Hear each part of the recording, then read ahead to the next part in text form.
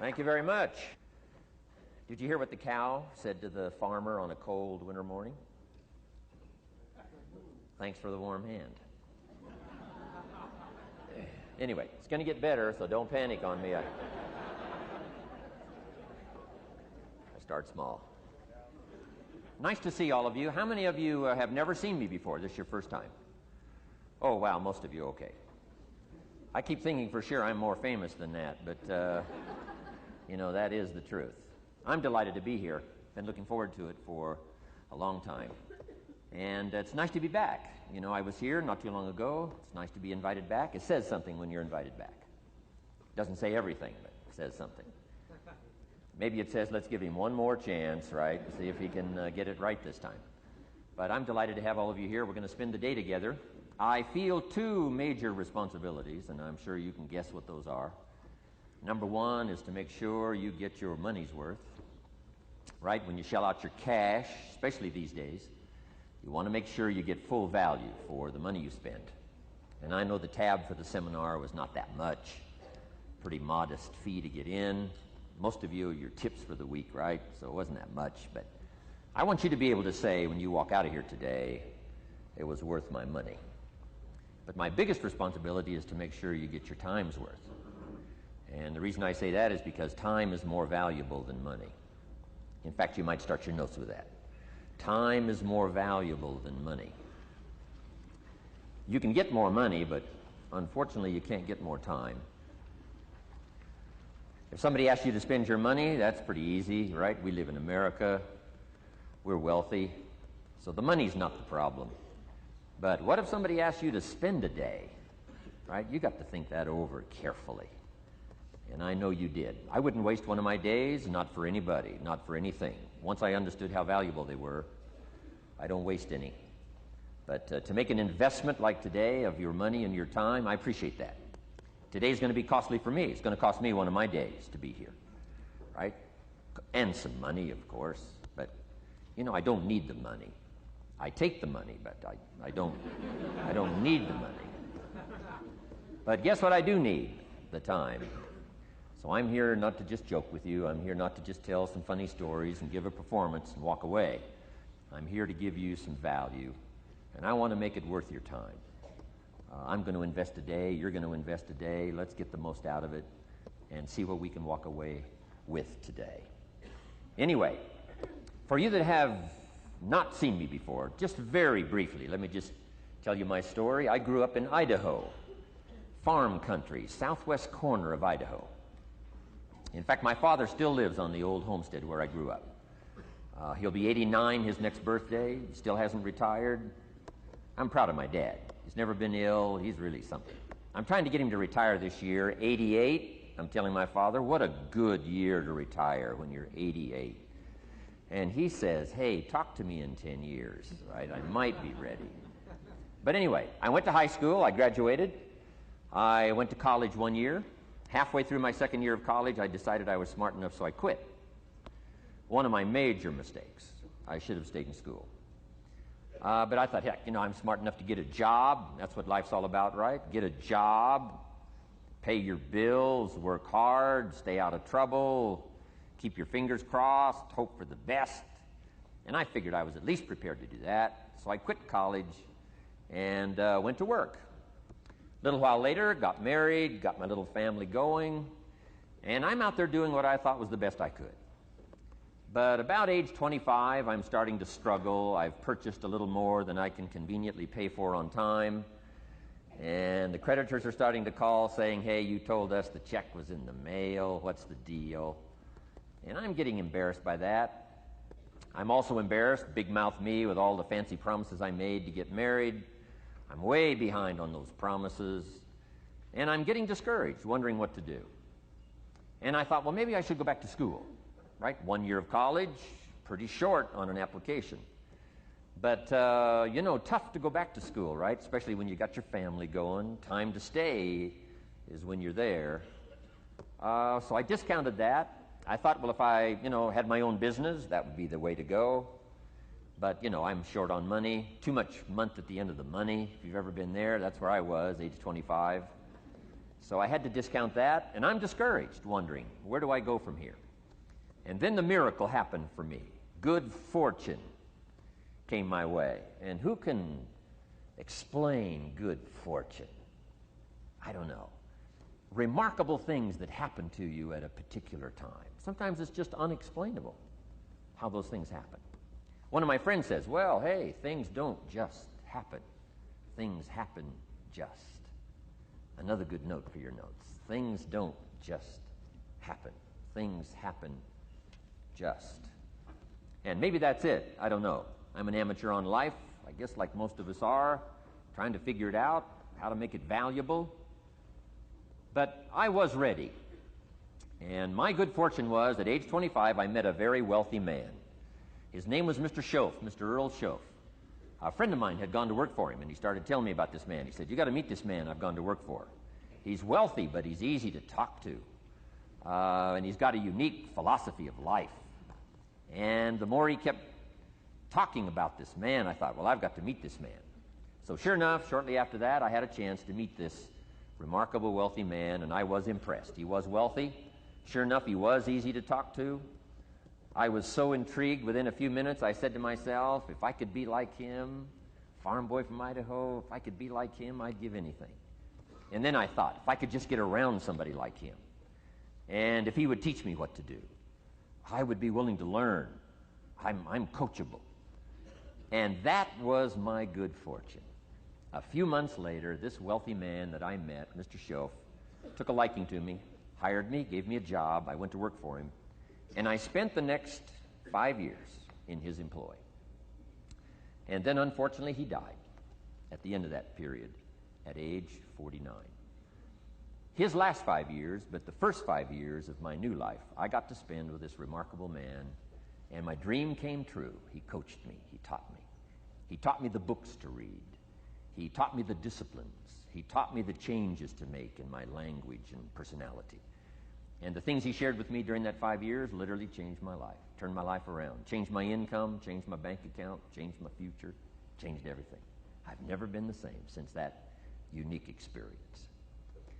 And I wish he was still alive today, Mr. Schoaf. I'm sure if he was alive today, especially after this seminar, Idaho Farm Boy makes it to Dallas-Fort Worth, full house, standing room only.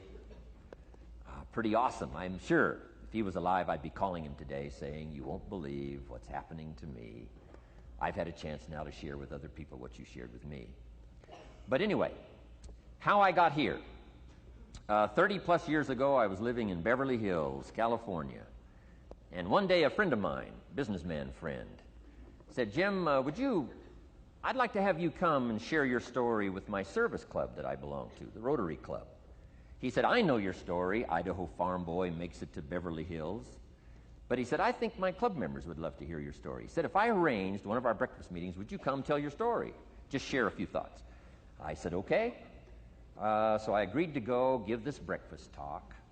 And guess what? They liked it. And my telephone rang. I got another call saying, we heard you've given your story and shared some ideas. Would you come talk to our club? First thing I know, I'm starting to devote a piece of my business time to giving these talks.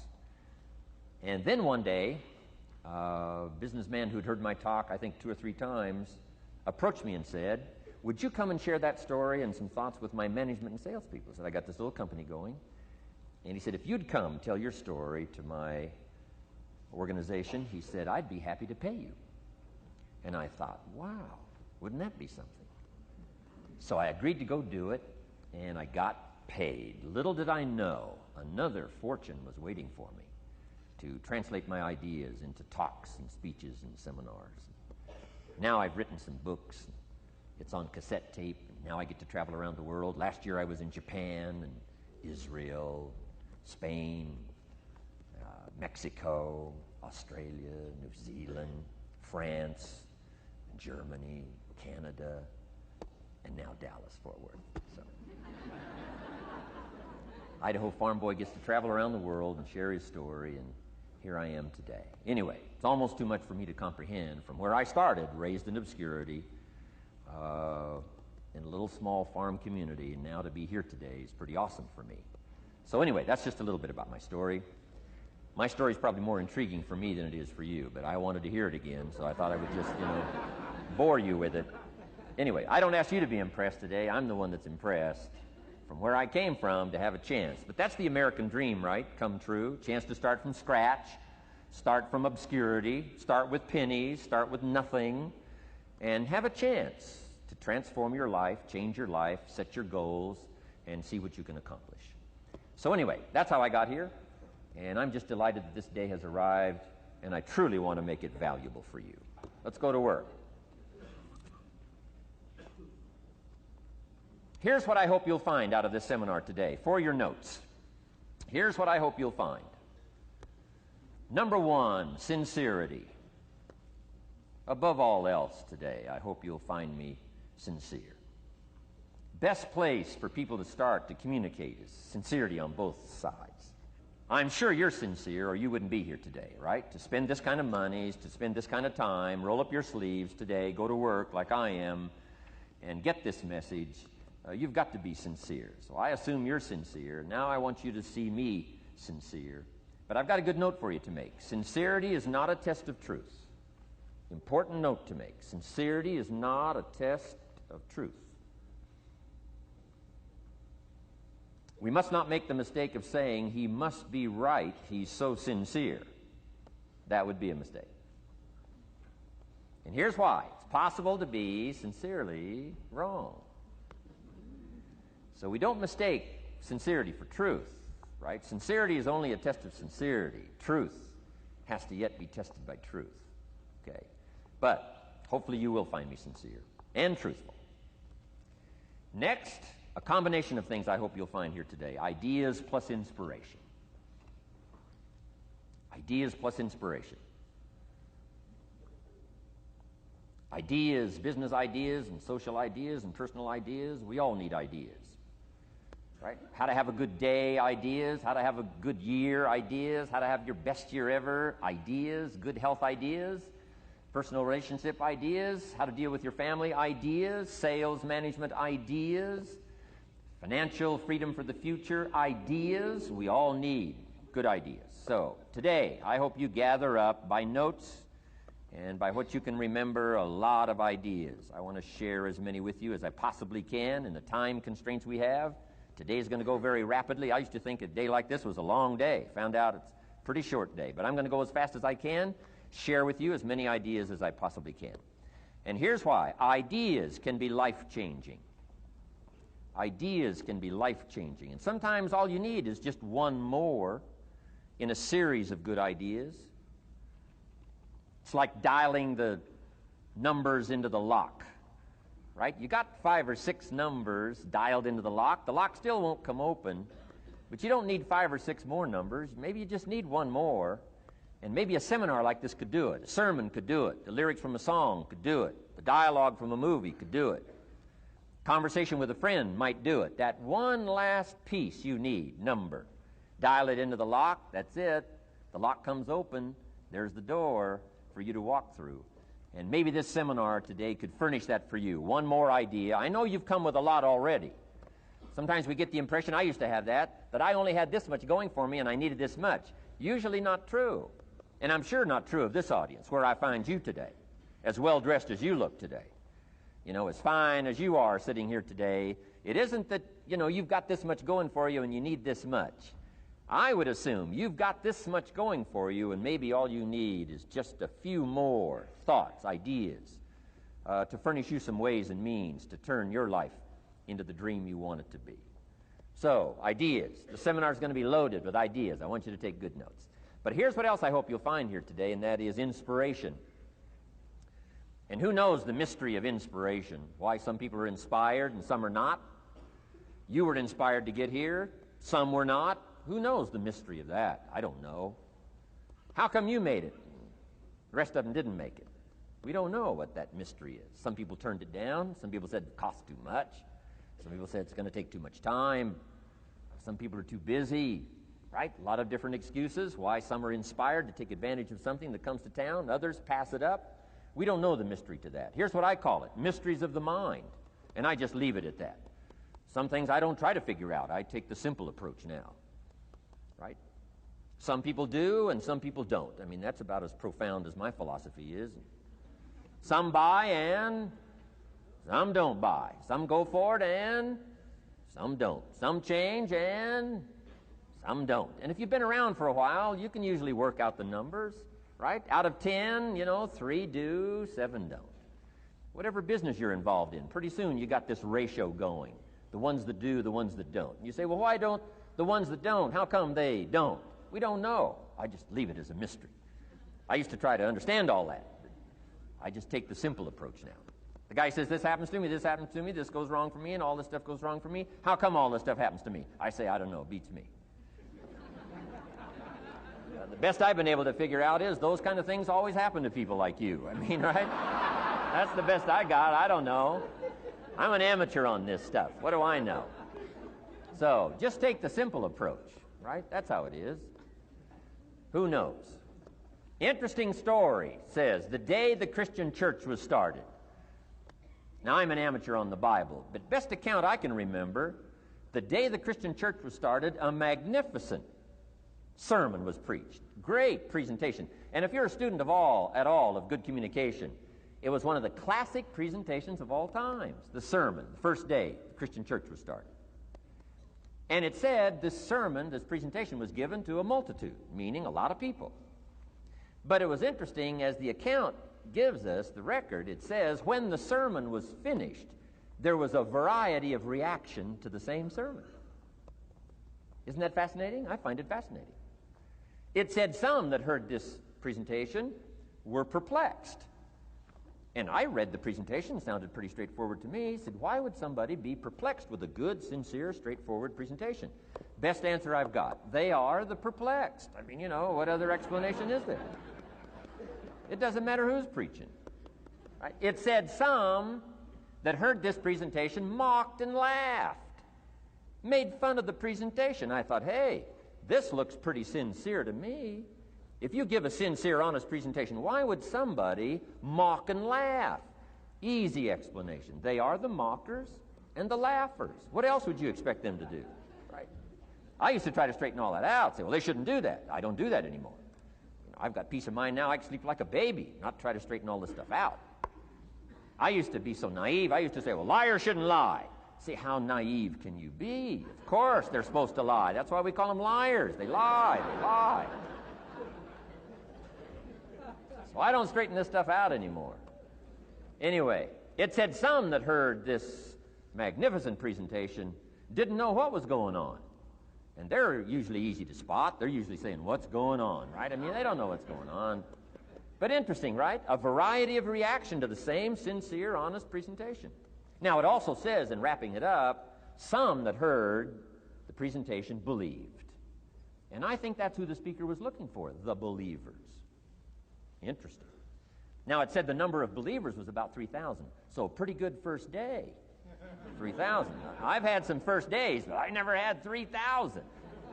But anyway, 3,000 were believers. And the speaker was looking for the believers out of this multitude. And that's about as close as we can come to understanding the mystery. Some believe, and some mock, and some laugh, and some are perplexed, and some don't know what's going on. And you just have to leave it that way. Why? Because that's the way it's going to be. The way to be brilliant is to find out how it's going to be and then say, here's how it should be. I mean, that's how you become brilliant. So, anyway, who knows the mystery? I call it mysteries of the mind. We don't understand. But I don't try to change it anymore. On this particular story, as far as we know, they didn't have classes after the presentation to try to de-perplex the perplexed. I mean, as far as we know, they left them perplexed. They left the mockers mocking. They let the laughers laugh. I mean, they didn't come back and try to straighten all this out. You say, well, how can you build a church? Well, make another presentation, and you'll get some believers and some mockers and some laughers and some who don't know what's going on. So that's about the best we can do. But I'm glad I've got the believers here today. You believed enough to shell out your cash and part with your time and some of your effort and energy, and I appreciate that. So hopefully you'll find some inspiration here today. All right? To get the most out of today, a couple more notes. Number one, be thankful. That's a good way to capture the most of a day like this. Be thankful for what you already have. That shouldn't be any problem in America, being thankful. Everything we need is available in America. Everybody wants to come here, right? The last time I was here, that little presentation I gave, everybody wants to come here, America. People haven't plotted and schemed the last 40 years saying if I could just get to Poland, everything would be okay. No, everybody wants to come to America. Why? Everything's available here. All the books you need, all the sermons you need, all the churches you need, all the schools you need, all the instruction you need, all the inspiration you need, all the capital you need, all the markets you need, all the challenge you need, all the information you need, all the seminars you need. Everything's available here. This is America. So number one, let's be thankful for what we already have. Thanksgiving does this. Opens up the doors, opens up the windows, opens up the channels. Thanksgiving for what you already have. I did a seminar one weekend up at the ranch, up at Clear Lake. Got a lodge up there. Nice setting, high valley, high serenity ranch. For the weekend, Friday evening, Saturday, Sunday. People drove in from around California. I got there late Friday afternoon. Everybody had pretty well already gotten there. I couldn't believe the parking lot. Continentals and Eldorados and Mercedes and Cadillacs and unbelievable. Ferrari, one Rolls Royce, unbelievable. I walked in, good-looking crowd about like this, sitting there ready for the weekend seminar. My opening remarks were, ladies and gentlemen, I think the rest of the world would find it strange that we have all come here this weekend to try to figure out how to do better. Right? I think the rest of the world would say, I don't understand. Guy in his Rolls Royce saying, I got to get to the seminar, find out how to get another one of these Rolls Royces. Unbelievable. Anyway, let's be thankful. Here's what locks up the doors and the channels to receive more: cynicism. That locks you away. That prevents you from learning more. Being a cynic about the past and the future, a cynic about the marketplace, cynical about the people, cynical about the institutions, cynical about the setup, cynical about yourself, cynical about your chances. See, that locks away all the chance for stuff to flow your way. So, good advice, I think, today. Start off, be thankful. Here's number two, listen well. And that's going to be a challenge today. I understand that. It seems like most of, our life is still going on outside these four walls, right? Most of our life seems like it's out, continuing out there. Family and business and associates and market and economy and whatever else is happening in the midst of your life. And to sort of, pull your attention from what's going on out there and put it in here for just a few hours, I know is a challenge. But do the best you can, listen well. And here's the last one, take good notes. Be a good student today. Take some good notes. I've not come to entertain you. As you can tell by my opening joke, right? I would not make it in Las Vegas. So we don't have a dog and pony show today, no entertainment. But I do have some ideas. Take some good notes. Somebody showed me the other day notes that they took about 21 years ago, attending one of my seminars out in Los Angeles. He said, I still use these notes I took 21 years ago to help me in my business, relationship with my family. So I'd like to have these notes that you take today become that valuable for you. Then it would be worth me making the investment to come and spend a portion of my life, my time, my energy here. And I want this investment I'm making here today to pay off. And one of the ways it can pay off for me is for you to take good notes and then go away and use whatever makes sense. Because what I feast on coming back around is the stories out of this audience today. Sure enough, 6 weeks from now, 6 months from now, 6 years from now, somebody's going to, by phone, by letter, by personal contact, walk up to me and say, the things you shared that day got me thinking. And I started making some changes, and let me tell you what's happened to my business. Let me tell you what's happened to my sales career. Let me tell you what's happened to my relationship with my family. See, that'll make it worth it for me. Not the money, the return. Something you can't buy with money. If somebody says, thank you for touching my life and taking the time to make the investment. And that's what I'm all about. So if you'll become a good student today. And here's the last note. Don't be a follower, be a student. You'll be happy to know today we haven't come seeking disciples. We've got no movement for you to join. I'm just here to share some of my experiences, good ideas, best I can. But I think that's good advice. Don't be a follower, be a student, right? Take advice but not orders. Take information, but don't let somebody, order your life. Make sure what you do is the product of your own conclusion. Excellent note to make. Make sure what you do is the product of your own conclusion. Not to do what someone else says. Take what someone else says, process it, think about it, ponder it. If it makes you wonder, if it makes you think, then it's valuable. Then when you go take action, make sure that the action is not what somebody told you to do. Make sure the action is the product of your own conclusion. If you'll follow just a little bit of those simple guidelines, I'm telling you, the learning process can be speedy, swift, powerful. Your learning curve can go up, and then applying it to your business, your life, your family, conversations, equities of all kinds. You'll find some progress like I did that first 5 years when I met a teacher willing to share with me, turn my life around. Progress I couldn't believe happened for me. Okay, let's get started. I want to review, I was here last time and we talked about the 5 major pieces to the life puzzle.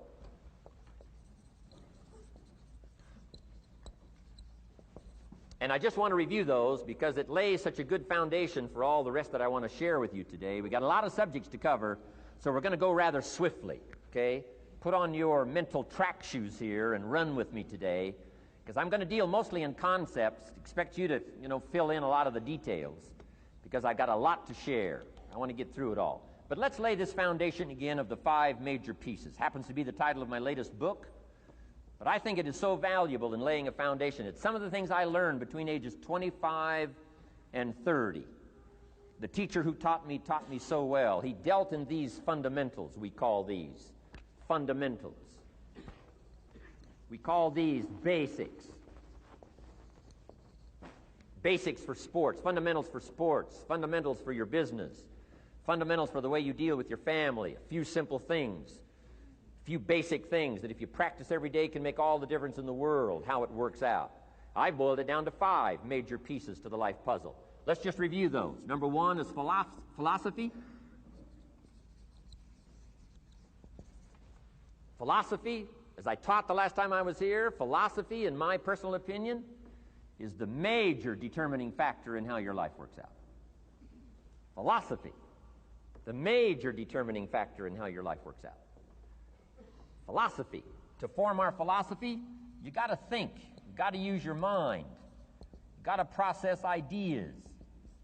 And this whole process over a lifetime, starting way back here when we were children, schools that we've attended, our parents, our experiences, all this stuff that we've processed by the thinking process helps to develop our philosophy. And in my opinion, each person's personal philosophy is the major factor in how your life works out. Here's what I called it in that last presentation when I was here. It's called the set of the sail. Each person's personal philosophy is like the set of the sail. Now, I used to think it was circumstances that ordered my life. If someone would have asked me at age 25, Mr. Rohn, how come you're not doing well? Pennies in your pocket, creditors calling, nothing in the bank, behind on your promises to your family, you live in America, 25 years old, got a beautiful family, every reason to do well, and things are not going that well for you. What is wrong here? It would not have occurred to me to blame my philosophy. It would not have occurred to me. Saying, well, I got this lousy philosophy, and that's how come I got pennies in my pocket and nothing in the bank, and things aren't working well. That would not have occurred to me. I found it much easier to blame the government. Much easier to blame the tax problem. I used to say taxes are too high. Top tax rate when I first started paying taxes, 91%. Back then, when your income reached a certain level, all your income over that, 91%.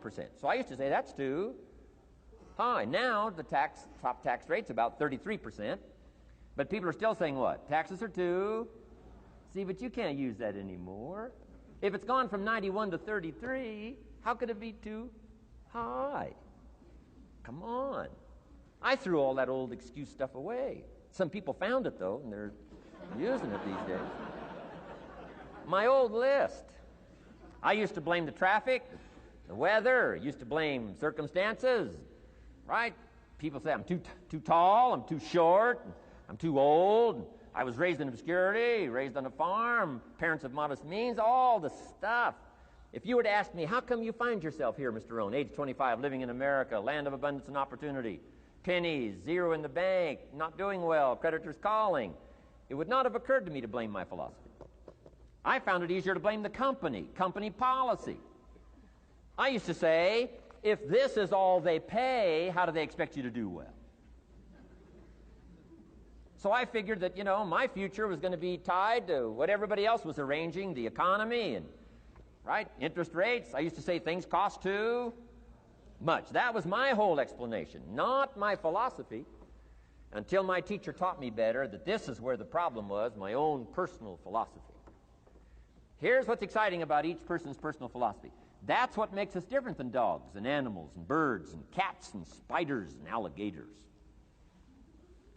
That's what makes us different than all other life forms.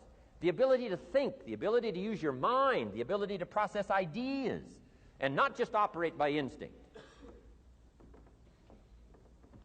In the winter, I'm telling you, the goose can only fly south.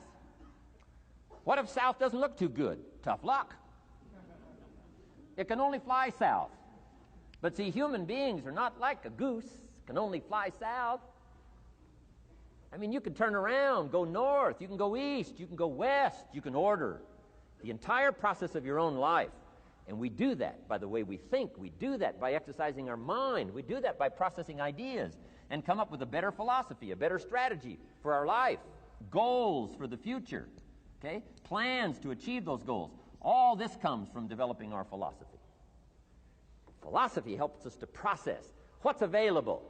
Well, when we get here, we got seed, and we got soil, and we got some rain, and we've got some what? Sunshine, and we've got some seasons, and what? The miracle of life. Now, the key is, what do you do with all this stuff? How do you turn all this stuff that's available here into equity and promise and lifestyle and dreams and future possibilities? All of this that's possible now with human beings, how do you take all this stuff and turn it into this equities and values? Well, it starts with philosophy. What is the seed? What is the soil? What is the sunshine? What is the rain? Is it possible to take some of each of all the stuff that's available and turn it into food and turn it into value and turn it into nourishment and turn it into something spectacular and unique that no other life form can do? And the answer is yes. But you cannot deal with all this stuff and what to do with it unless you start refining your philosophy. Think, use your mind, come up with ideas, and strengthen your philosophy. So the seed and the soil and the rain and the sunshine, this is called, the economy and the banks and the money and the schools and everything that's available out there, processing information, what to do with all that, and turn it into equity and value. That is the major challenge of life, my personal opinion. So each person's personal philosophy now is going to determine what you're going to do with seed and soil and sunshine and rain and miracle, the change of seasons. That's it. My personal opinion. Each person's personal philosophy is like the set of the sail. That's what this seminar is for today. Help you to trim a better sail. You don't need a better economy. You don't need better seed and soil. In fact, when it comes to seed and soil and rain and sunshine and seasons and the miracle of life, that's all you got. Now, what if you blame this stuff? Then you're blaming all you got. If you blame the economy, and you blame the schools, and you blame the teachers, and you blame the sermons and the preachers, and you blame, the marketplace, and you blame the company and company policy, what else is there? When some people get through with their blame list, there isn't nothing else. That's all there is. And if you blame the only thing you've got to work with, I'm telling you, it's called mistake colossal in not understanding that that's all you've got to work with. And if this is all you've got to work with, then you don't change the seed, and you don't change the soil, and you don't change the rain, and you don't change the sunshine, you don't change the seasons. Right? Guy says, I'll take 3 springs, 4 summers, 9 falls, no winters. No, you can't fool with this stuff. You got to take it like it comes. Then what do you change to make your life work well? You got to start with your philosophy. Guess what I had to do at age 25 in order to change my own future? I had to change my mind. I had to change my thinking. I had to change my philosophy. I was messed up on what was causing my problem. And once I got that straightened out, that all the stuff I blamed, the government and taxes and the marketplace and the economy and things cost too much, negative relatives, cynical neighbors, once I got rid of that and started going for where the real problem was, which was me, I'm telling you, my life exploded into change. My bank account changed immediately. My income changed immediately. My whole life took on a whole new look and color immediately. And the early results I got from making these philosophical changes tasted so good, I've never stopped the process from that day until this. And I'm telling you, with a little consideration of the refinement of your sail, by setting a better sail, refining your philosophy, your whole life can start to change from today on. You don't have to wait till tomorrow. You don't have to wait till next month. You don't have to wait till spring. You don't have to wait till 93. You can start this whole process immediately. I recommend it. Now, some people do so little thinking, they don't even have their sail up. I mean, you can imagine where they're going to wind up at the end of this week, at the end of this month, at the end of this year. Now's the chance to change, process all this information. So number one is philosophy. Okay. And we dealt with all that, where we get ideas from personal experience, from other people's experiences. I don't want to get into all those details because we covered that the last time I was here. But philosophy, that's number one, my personal opinion. Each person's personal philosophy. Here's the definition of success and failure. Just make this note. Here's failure. A few errors in judgment, repeated every day. Now, you can automatically assume, Mr. Rohn, I say, I can understand that. A few errors in judgment repeated every day. For 6 years?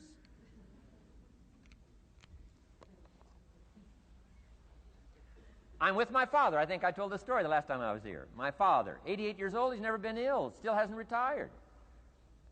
Not long ago, midnight, we're getting ready to go to bed. We've drilled a new well, got some extra water, got some more acres going. He's all excited. At midnight, we're getting ready to go to bed. My father's eating what he calls his midnight snack. A little bite to eat before you go to bed. Don't have to go to bed hungry. And I'm watching him eat this midnight snack. Guess what he had? An apple, a few graham crackers, and a glass of grapefruit juice. I said, no wonder my father's so healthy. My mom taught us all those good health practices.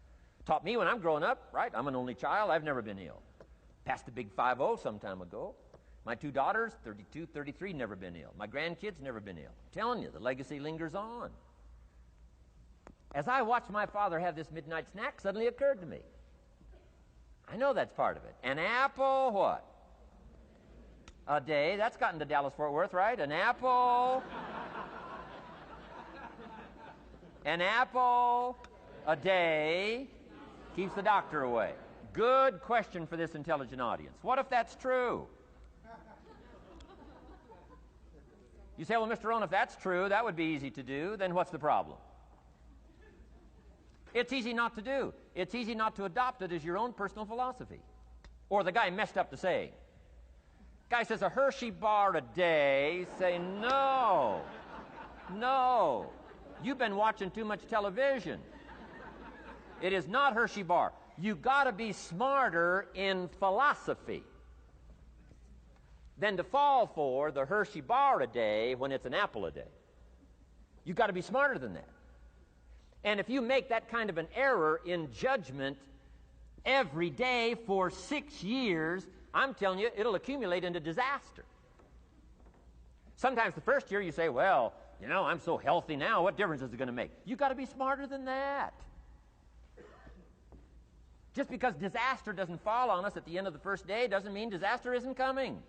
You've got to be so smart that you look down the road and say, will the errors in my present judgment of philosophy, what's that going to cost me in 1 year, 6 years, 1 month, 6 months? I'm telling you, the money cost and the health cost and the success cost is too gigantic if you'll look down the road a little ways and say, are there errors in my current judgment like an apple versus a Hershey bar? Is that just a good illustration of some of the rest of my errors in judgment? If it is, that's where I found myself at age 25. I started working when I was 19. I met my teacher who helped turn my life around when I was 25. That's 6 years. At the end of the first 6 years of my economic life, I've got pennies in my pocket. I've got nothing in the bank. The creditors are calling saying, hey, you told us the check was in the mail. I'm embarrassed. I'm behind on my promises. I live in America. I'm 25-year-old American male. I got a nice family, every reason to do well. And I'm messed up. Now, what's messed up? I used to think it was the community that was messed up, and the country was messed up, and the government was messed up. If those Democrats ever get in the White House, that'll really mess things up. If the Republicans stay in power, that'll really mess things up. The economy was messed up. Interest rates are messed up. I thought all this stuff was messed up. Then I found out that's not what was messed up. I was criticizing the only thing I had to work with. What was really messed up was my own personal philosophy. My own errors in judgment in my own personal philosophy brought me in 6 years to pennies in my pocket, nothing in the bank, and trying to explain why I wasn't doing well, living in America, 25-year-old American male, got a family, every reason to do well. Now, once I understood this, here's the formula for failure: errors in judgment, being lax about developing your own personal philosophy. I'm telling you, it's called accumulated disaster. It doesn't matter whether it's your health or your bank account. Guy's got an empty bank account, probably has high cholesterol. Why? Over the last 6 years, he never paid attention to either one. And it doesn't matter whether it's a dollar, or whether it's your money, or whether it's your cholesterol count. All you got to do is commit the errors, and just because disaster doesn't fall on you at the end of the first day that you don't eat an apple. You say, well, I didn't eat an apple today, and tonight I'm not ill. Well, you got to be brighter than that. Someday you got to leave first grade. The reason we make those first grade desks so small so they won't fit at age 25. I mean, right? You don't belong here anymore. Come on. Now let me give you the secret to success. The formula for failure: a few errors in judgment repeated every day for 1 month starts the weakness, starts the disaster process. You can imagine what happens in 6 years. Now here's the formula for success: a few simple disciplines practiced every day. And you've started a whole new process called a whole new life. A few simple disciplines practiced every day. And if you decide today to go for the apple instead of the Hershey bar, I'm telling you, you have begun the process of turning your life around. And if you keep up that process, not only with your health habits, but with your money habits and with your communication habits, with your sales habits and management habits and every other habit that you've got, if you'll start that process, eliminate the errors and replace it with disciplines practiced, I'm telling you, you can start this process of life change immediately. After today, you don't ever have to be the same again. Only by choice. You don't have to walk out of here the same as you walked in today. Only by choice. You can start a whole new process. And you say, well, Mr. Rohn, is it that simple? Yes, it's that simple. Where else would you start but with an apple? You don't have to start with something staggering. What if you should be walking around the block for your good health and you don't? What'll that do in 6 years? I'm telling you, the word is disaster. You could and you should and you don't. Here's an even stronger word. You won't. I mean, don't might mean you're careless. Won't probably means you're stubborn. And either one's called disaster. Could, should, don't. I'm telling you, that's why at the end of 6 years, I found myself with pennies in my pocket, nothing in the bank, creditors calling. Could, should, won't. Could, should, don't is called disaster. Now, how do you change all that? The next 6 years, I got rich. The next 6 years, I became a millionaire.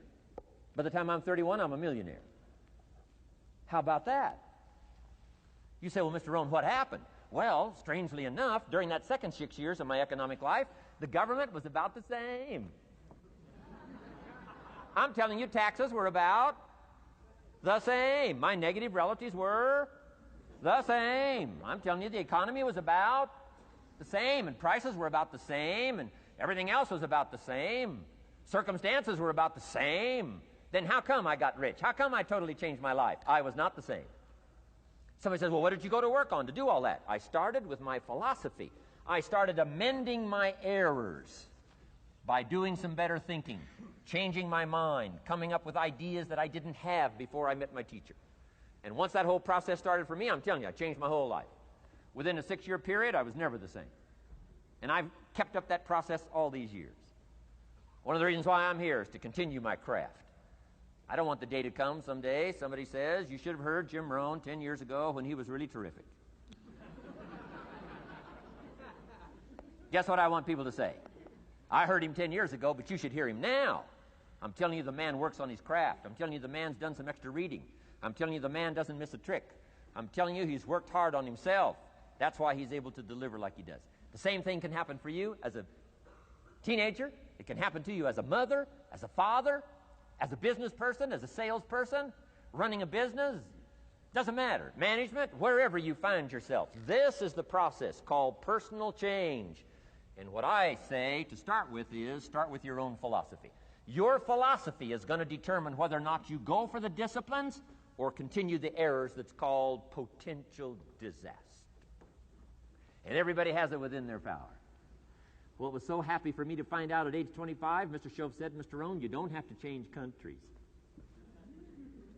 But you do have to change philosophy.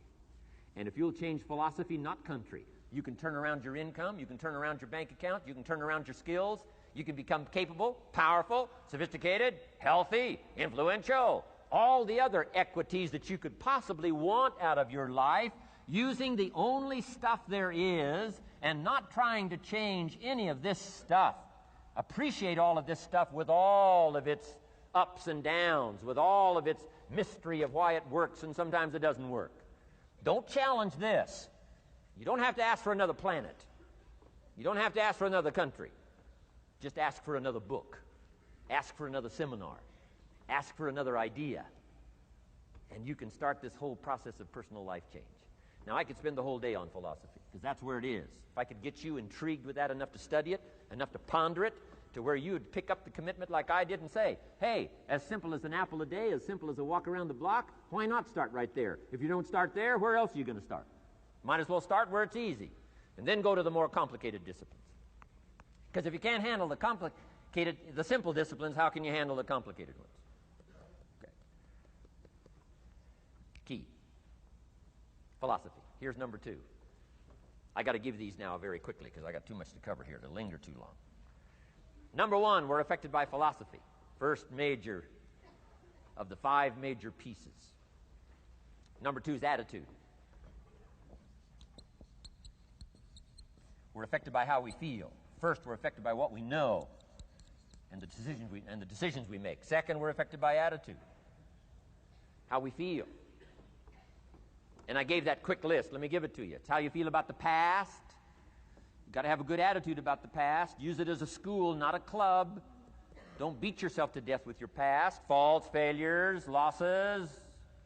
Let the past be a school. Harsh school, maybe. What else is new? Let the past be a school master to teach you. Not to threaten you, but to teach you. Okay. Next, it's how you feel about the future. Set your goals. We'll talk a little bit about that before we finish today. Goal setting. The promise of the future is an awesome force to affect your life every day. Without a future well designed, we take hesitant steps. And all you have to have is hesitant steps. For 6 years, you'll be timid, driven into a corner, not boldly willing to go and take your portion, take your share. Okay? Next, it's how you feel about everybody else. Got to have a good attitude about everybody else, because it takes everybody else to make a market. One person doesn't make a family. One person doesn't make a business. One person doesn't make a corporation. One person doesn't make a community. One person doesn't make a nation. It takes all of us to make a dynamic economy, a nation second to none. It takes all of us to make the churches and make the economy run. It takes all of us to make the possibilities. All the gifts that have flowed in here the last 200 years, unprecedented in 6,500 years of recorded history. There's been nothing like it. The ethnic streams that have flowed in here brought their gifts, brought their talent, brought their skills, brought their inventions, brought their work ethic. All of it mixed together is called America. Been nothing like it in 6,500 years. And to miss the value of it by some, warped attitude about it, I'm telling you, you've missed it all. And if you have an appreciation for it all, you'll draw from it. And if you draw from all the gifts that have been blended together here for 200 years, now for your value and benefit, think of what you can do for your days, for your business, for your conversation, for your equities. You can transform it to an incredible degree. And here's the last one. It's how you feel about yourself. Understanding self-worth is the beginning of progress. Self-worth should be easy. If one of us can do it, all of us can do it. If anybody can think it, we all can think it. I can read, you can read. I can understand, you can understand. From where I came from, the few simple things I did and tried revolutionized my life in 5 years. There isn't anybody here that can't do it. Change from pennies to fortune. Change from nothing to something. Change from broke to rich. Anybody in this room can do it. If any of us can do it, we all can do it. That's the kind of value you should place on yourself. If Jim Rohn can understand it, I can understand it. If he can read, I can read. If he can find it, I can find it. If he can change, I can change. If he can get it done, I can get it done. That's the attitude about yourself. So valuable. Okay? Now, in transforming our lives, we don't start with attitude. We don't start with the inspiration here. We start with education. Somebody says, well, I expected you to just come get motivated today. Well, that probably won't do it. Somebody says, by now we should be standing on the chairs, waving a flag, singing the old gray mare. Get going here.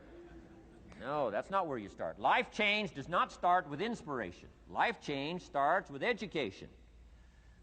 You've got to be educated to the point of where you might have messed up.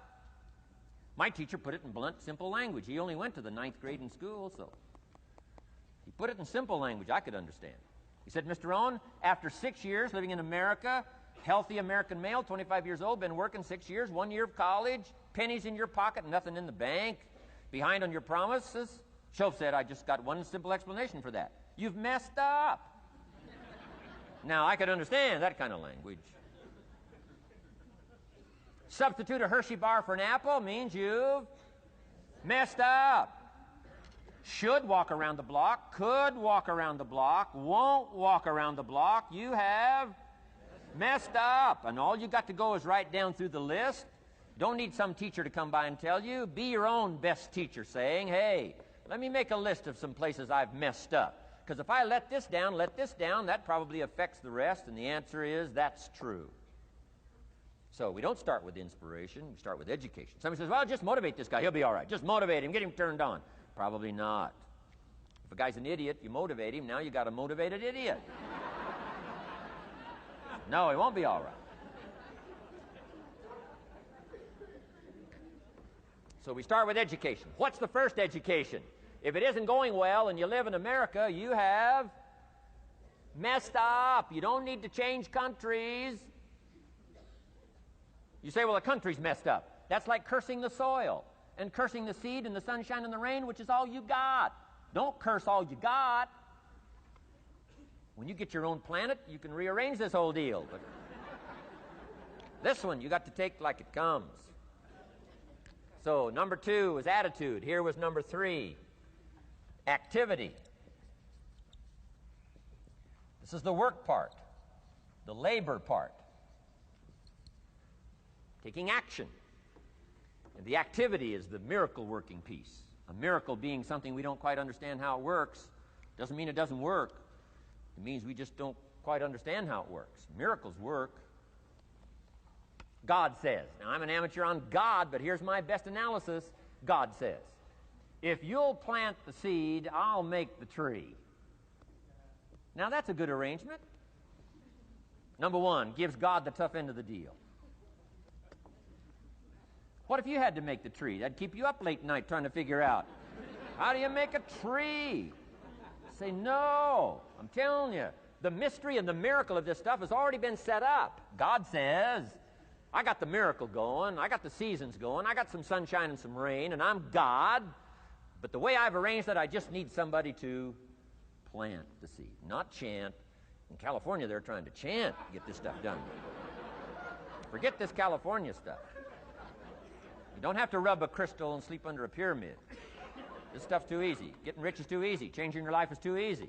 Forget all that. Right? Massive bombard, affirmation, forget all that. My opinion. Ocean waves and seagulls? Come on, this stuff's too simple. Just simple, easy stuff. But if you neglect it, that's how it piles up year after year. But if you're willing to straighten it out, and here's one of the keys. It's called activity. It's called disciplines. Turning wisdom from your philosophy and inspiration, the strengthening of attitude and faith and courage, commitment, and all this stuff that comes from attitude.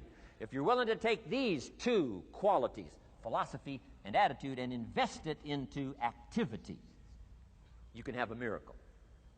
Anything short of that, no miracle. Wisdom doesn't perform a miracle. Attitude doesn't perform a miracle. The only thing that performs a miracle of increase called equity is called putting wisdom and attitude into discipline, into labor. And this labor now can perform a miracle. And here's the two parts to the labor. One, do what you can. Number two, do the best you can. Can't give you better advice than that. Number one, do what you can. You just got to go home and make a list after today. And here's the question to ask as you make this personal list. What am I not doing that would be easy to do? That could greatly change my health, my wealth? What am I not doing I'm neglecting that would be easy to do? Just go home and answer that question personally. You don't have to put the answers on a public bulletin board. This is just all personal stuff. From the walk around the block to the apple to what to do with your money, which we're going to cover today. What does a child do with $1? We're going to cover that today. Errors in judgment, disaster. A few simple disciplines, wealth beyond imagination. And if you'll pick up the activity part, the miracle working part, plant the seed part, take care of your part. The soil will take care of its part, and the seed will take care of its part.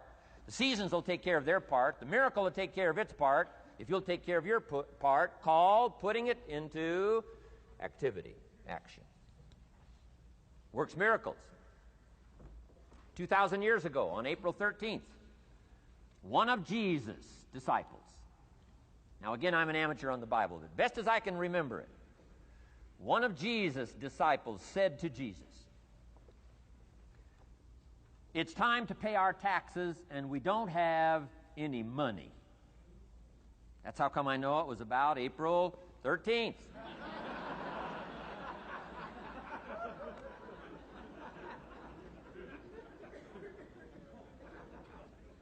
To this statement by his disciple, Jesus said, best as I can read the record, Jesus said, "No problem." Now, why could he say no problem? Well, word has it, he was a miracle worker. Word has it, if you're a good student of history, word has it, he was a miracle worker. If you handed a problem to a miracle worker, what would he be inclined to say? No problem. You got to hang out with folks like that. I belong to a small group like that. We do business around the world. You hand these guys a problem, they say no problem. What? How many books would they read to solve it? Many as it takes. How early would they get up? Early as it takes. How much information would they gather? Much as they needed. So it's what? No problem. You got to hang out with folks like that. Jesus said this will be no problem, the tax thing. He said to his disciple, it's simple. Go fishing. Wow.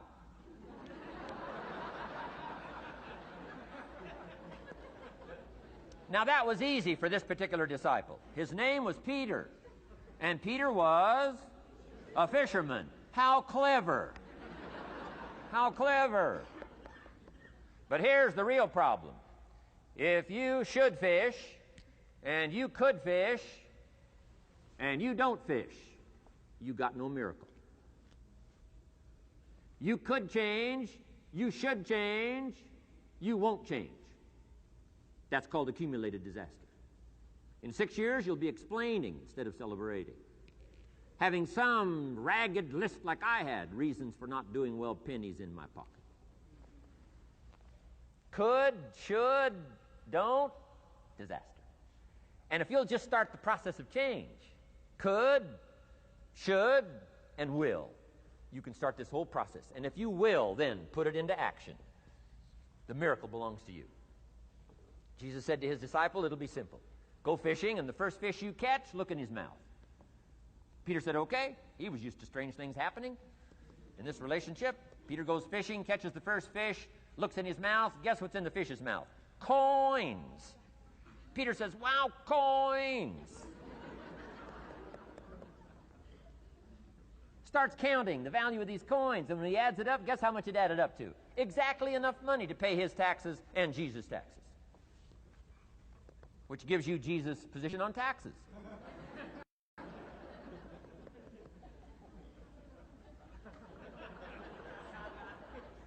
Okay. Now we call that what? A miracle, only because we don't quite understand how it works. It doesn't mean it doesn't work. It simply means we don't quite understand how it works. But here's how you get a miracle going for your life. Number one, do what you can. Get a list of the stuff you could do and you haven't done, postponed, and start cleaning that up. You can't start at a better place for personal change. That'll affect your bank account, affect your future, affect your income, affect everything. You can't start a better life change process than cleaning up what you should be doing. The man says, well, my mother lives down in Florida. Should have written her 6 months ago. I just can't seem to get that letter written. I'm asking you to get that letter written, clean that up, and don't walk like other people walk. Don't postpone like other people postpone. You say, well, is it as simple as writing a letter? And the answer is yes. Where else would you start for life change, personal change? You don't need a pink package to fall out of the sky. You don't need massive bombard, pre-conscious, subconscious. Practice channeling, find a 2,000-year-old guru. I mean, you don't need any of that stuff. Pass on all that. Kids are afraid of that stuff. Too much of it, you'll be out on a limb with Shirley. I mean, don't pass on all that stuff. This stuff's too easy. This stuff's too simple. It's called take action, number one, on neglect, on errors, in discipline. Number two, start setting up some disciplines. And if you'll do that, you'll perform a miracle. Now, here's the second part of the miracle. Number one is do what you can. Here's number two, do the best you can.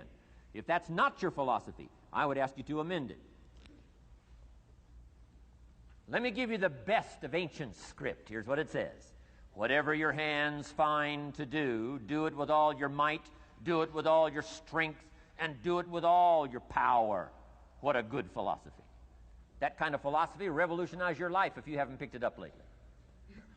Guy slips in late, company doesn't seem to mind, slips out early, first one in the parking lot, heading for happy hour.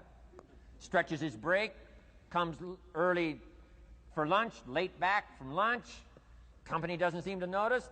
Guy says, best as I can calculate, I'm putting in about a half a day's work and I'm collecting a full day's pay. And the guy says, I got it made. Little does he know the seeds of his own disaster are already being sown by the weakness of his own personal philosophy. It's not the economy that's going to determine your next 6 years. It's your philosophy about labor and about activity and about miracle and soil and seed and sunshine and rain and the economy and the banks and the money and the companies and the schools and what's going on. It's your philosophy and your attitude. And then your ability to take action. All of that we call the process of life change, miracle working. Number one, do what you can. Number two, do the best you can. Here was number 4. Results. Results. Every once in a while, you got to take a measure, see how you're doing with these 3 pieces: philosophy, attitude, activity. Now we take a measure called results. What is the results at the end of the day, the results at the end of the week? You can't let too much time go by without checking. When time goes by, 6 years I'd been out there working when I met my teacher, Mr. Schoaf. Schoaf said, well, Mr. Rohn, let's just go through a little summary here. He said, in the last 6 years, how much money have you saved and invested? Let's go through a little tab list here. How much money have you saved and invested the last 6 years? I said, what? 0. He said, you have messed up. You remember these notes. I like that.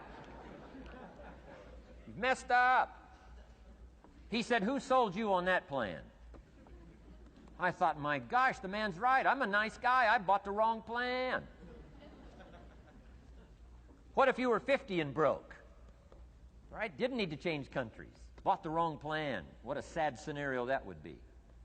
But Schoaf said these questions. Let's go through some results. He said, how many books have you read in the last 90 days? I said, what? 0. Wisdom of the world available? Change your life, change your future? Wisdom of the world available? Develop any skill you want, earn the kind of income you want, have all the treasures you want, equities you want, relationship with your family that you want, everything that you want available, and the wisdom of the world to help you get it. Haven't read any books in the last 90 days. My teacher said, Mr. Rohn, you have messed up. I'm telling you, you've got the deal. Shelf said, Mr. Rohn, in the last 6 months, how many classes have you taken to improve your skills or to develop new skills? Go for the American dream. Become rich and powerful and sophisticated and healthy and influential. How many classes have you taken in the last 6 months? I said, how many? 0. He said, you have messed up. He said, you don't need to unmess the country.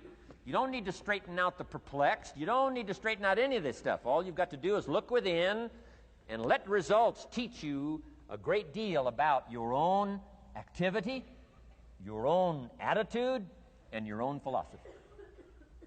I went through that process. Take this phrase home. Results is the name of the game. What other game is there? Results. Here's all life asks us to do. Make measurable progress in reasonable time. Just take home that little phrase. Good phrase. We're asked in life simply to make measurable progress in reasonable time. We demand it of our children. How many years do you want your child to spend in 4th grade? Approximately. About 1. If it looks like they're not going to make it, we pour on the pressure, called legitimate pressure, lack of results. Peer pressure, family pressure, school pressure, community pressure. Every other kind of pressure we can bring to bear what? You can't stay more than 1 year in 4th grade. As parents, you'd have to leave the community. You say, well, what if they're nice kids? Wouldn't you give them 3 or 4 years? And the answer is no. You got to make better progress than that. So you got to check fairly often. Some things you got to check every day. Some things you got to check at least by the end of the week. Salesman joins this little sales company. He's supposed to make 10 calls first week. Wouldn't it be legitimate to call him in on Friday and say, John, what? How many calls? I mean, this stuff is simple. John says, well. Say, John, well won't fit in this little box here. Well. Now John starts with a story. You say, John, I made this little box so small so a story won't fit. I don't need a story. I need what? A number. A number. What will a number tell me? Everything. John's supposed to make 10 calls. What if he made 20? You say, wow. Wow. We got somebody. What if he only made 1 call? Whoa. Will that tell us something about John's philosophy? And the answer is yes. Will it tell us something about his attitude? Of course. Will it tell us something about his disciplines? Of course. And if he wants a lesson in life change, all he has to do is be willing to face the numbers and come up with the results that will teach you to either celebrate if you got good results or fix whatever needs to be fixed in your philosophy, attitude, activity called disciplines. You don't need to go anywhere else. I do believe in affirmations, and they are valuable as long as you affirm the truth. Because it says in ancient scripts, the truth, what? Will set you free. Free to do what? Amend your errors and pick up new disciplines. That's what the truth is for, to help us amend our errors and pick up the disciplines for life change. That's what the truth is for. So I do believe in affirming the truth. If you're broke, best thing to affirm is, I am broke. You put that up on the refrigerator where you can see it every day. I mean, that's how you do that. Now, if you need a little additional affirmation, you just put up there, I'm 40 and broke. I mean, you know, that ought to do it. And if you need just a little more, put up there, I live in America and I'm 40 and broke. That's enough to turn your life around. It says, hey, something is wrong. Somewhere I have messed up. And I'm telling you, if you'll start with that, it's called the process of life change, and it doesn't matter how small the process is to start. One discipline starts it, and then one discipline feeds another, and the first thing you know, you've got this whole cycle in an upward positive motion. And it's called life change. It's called income change. It's called health change. Relationship with your family change. Equities unprecedented that you can have in numbers that will stagger the imagination if you do not curse what's available and start amending what's possible to get the results that you want. I don't think I can put it in any better language. That's it. Kids can do it. Teenagers can do it. Parents can do it. Managers can do it. Right? Government officials can do it. Anybody can do it. Anybody can do this stuff called personal change. Wow. Results is the name of the game. Success is a numbers game. Good note to make. Success is a numbers game. You got to go for the numbers. You got to understand what the numbers are. How many pounds overweight should you be at age 50? Approximately.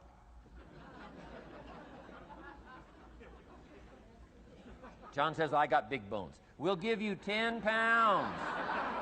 10 pounds for big bones. Otherwise, come on, John. 20 pounds, 25 pounds. Shouldn't we turn on the caution light at work and at home? Blinking caution light. Somebody says, what's that caution light? So John's up about 20, 25 pounds. We got the blinking light going at home, got it going here at work. To remind him what? Wrong numbers. Okay? 35, 40 pounds, red light. Blinking at home. Somebody says, what's that blinking red light? Say, John's up about 40 pounds.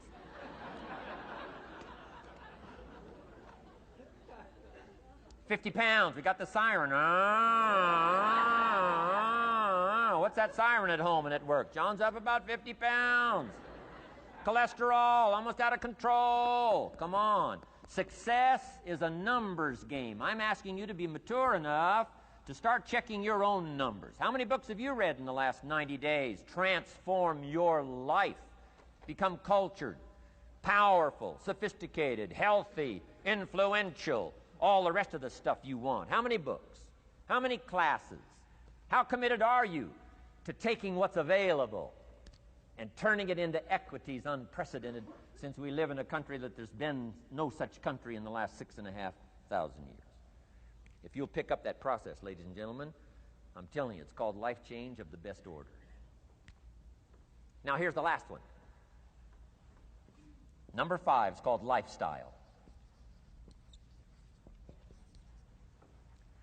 Lifestyle is simply learning how to live well. The last of the 5 major pieces. Here's the ultimate challenge of life. I've worked on this, you cannot believe how hard, since age 25. And that is, after applying better philosophy, attitude, and activity, and picking now up results. What are results for? Here's my ultimate challenge on results. To fashion, good word to jot down, fashion. Fashion for yourself lifestyle, or what we call the good life. That's the ultimate challenge. To take your results, take your money, take your results, take the return, take the equities you've gathered, and now fashion for yourself a good life, like weaving a tapestry.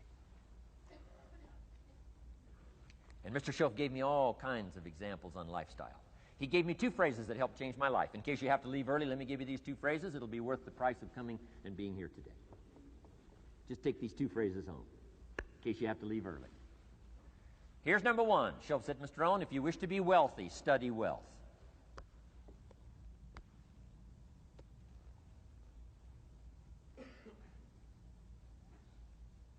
When he said that, I said, my gosh, I don't know anybody that studies wealth. Where am I going to learn it? He said, never mind, Mr. Rohn, now that you've met me, if you'll be with me for a while, he said, and if you'll commit yourself, he said, I will teach you. And he taught me. He taught me the books. He taught me the stuff. Changed my life. By the time I was 31, I was a millionaire. The man taught me well. If you wish to be wealthy, study wealth. If you were to show me your present economic plan, in a personal conversation between you and me, you say, Mr. Rohn, let me disclose for you my current economic financial plan for the future. Would I get so excited I'd say, hey, I'm going to go across the country and lecture on your plan?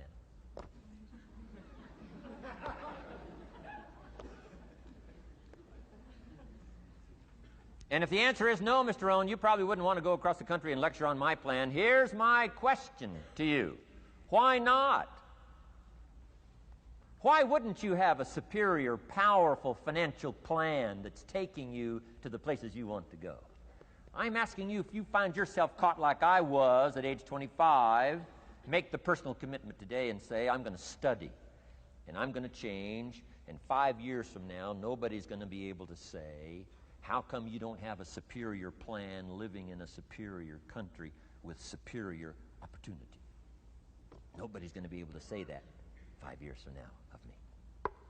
If you'll make that commitment, I'm telling you, this will be one of the most exciting days of your life.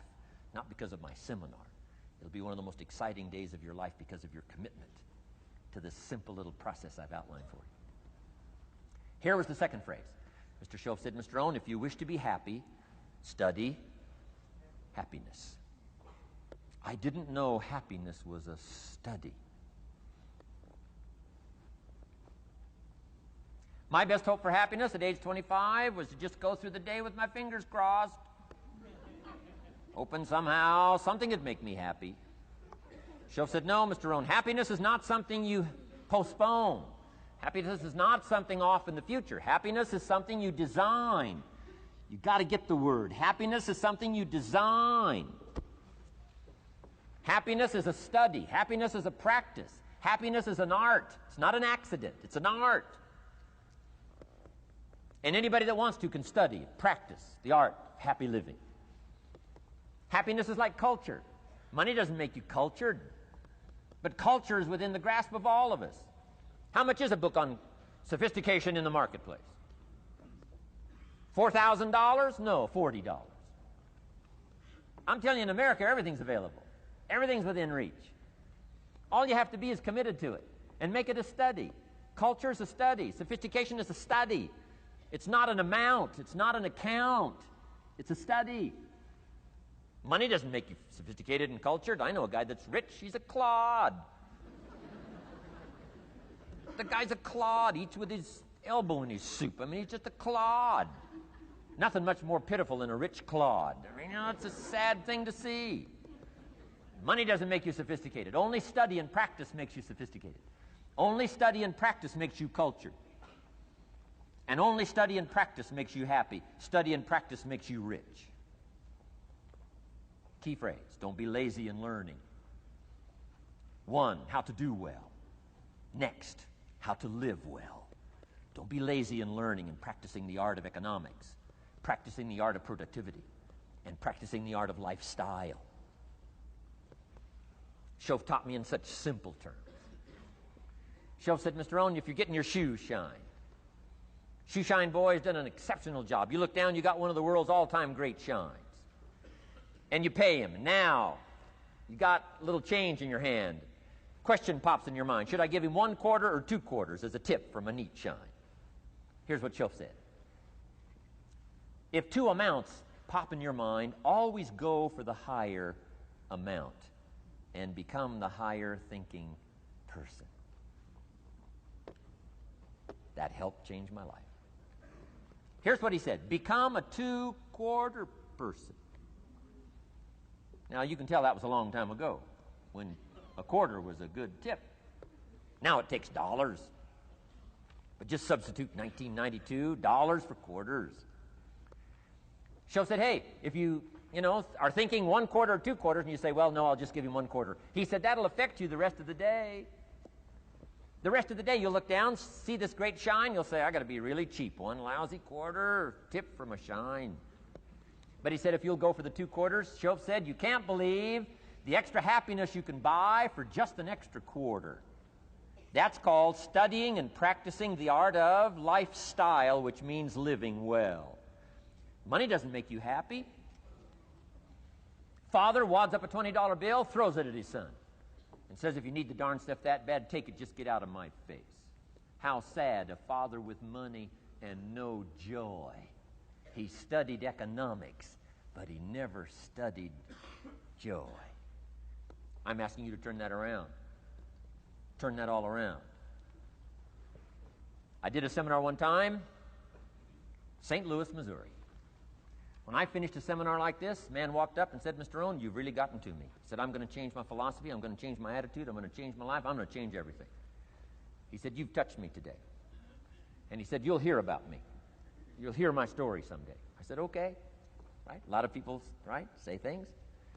Sure enough, a few months later, I come back to St. Louis, did another seminar. When I finished my seminar, I saw this man come walking up. I didn't remember his name, but he said, I'm sure you'll remember me as the man who said, I'm going to go make some changes. You've touched me today. I said, I do remember you. He said, I'm telling you, things are already happening for me. I cannot believe in just a matter of months. He said, one of the things I decided to change was my relationship with my family. He said, my wife and I have 2 lovely teenage daughters. Parents couldn't ask for any more beautiful, lovely daughters. And he said, I'm the only one that's given them trouble. He said, these daughters of ours have never given us any trouble. He said, I've usually been the one all these years, given all the trouble and all the static. He said, my daughters love to go to the rock concerts, and I'm always giving them trouble. They have to beg me for the money. He said, I don't want you to go. You stay out too late. The music's too loud. You're going to ruin your hearing. You won't be able to hear the rest of your life. And he said, I just get on their case. And he said, they keep begging. Finally, when they beg long enough, I say, all right, here's the money. If you have to go that bad, just go. So that's how I've been up until now. But he said, after I left your seminar, I decided to change all that, called lifestyle, living well. He said, you won't believe it. Not long ago, I picked up the newspaper, and I saw an advertisement, and I knew my 2 daughters, it was one of their favorite performers, was coming to town. He said, guess what I did? He said, I went down and bought the tickets myself and brought them home, put them in an envelope. And when I saw my daughters later that day, he said, I handed them this envelope, and I said to my 2 lovely daughters, you may not believe it, but inside this envelope are 2 tickets for the upcoming concert. They could not believe. And he also added, you'll be happy to know begging days are over. Now they cannot. He said, now don't open the envelope till you get to the concert. They said, okay. So they go to the concert, come concert time, open up the envelope, hand the tickets to the usher. He says, follow me. And he starts down front. The girls say, hey, hold it.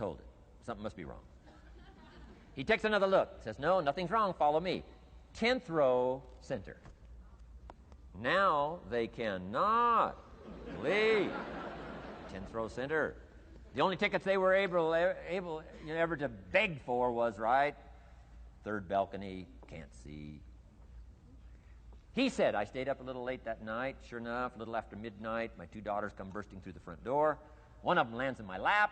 The other one's got her arms around my neck. They're both saying, you got to be one of the all-time world's great fathers. He said, Mr. Rohn, you're right. I can't believe. Same money, different father. He said, I've started making the changes, and I decided to start with my teenagers, my girls. He said, what a difference it's making in my life. And I'm telling you, you can do that with your lifestyle. You can do it with your sales career. You can do it with your management career. You can do it with any part of your life. If you're looking for equities, unmatched. Do not curse the only thing you have. Don't complain about the only thing you have, which is seed and soil, sunshine, rain, miracle, and seasons. But start changing and processing and evaluating.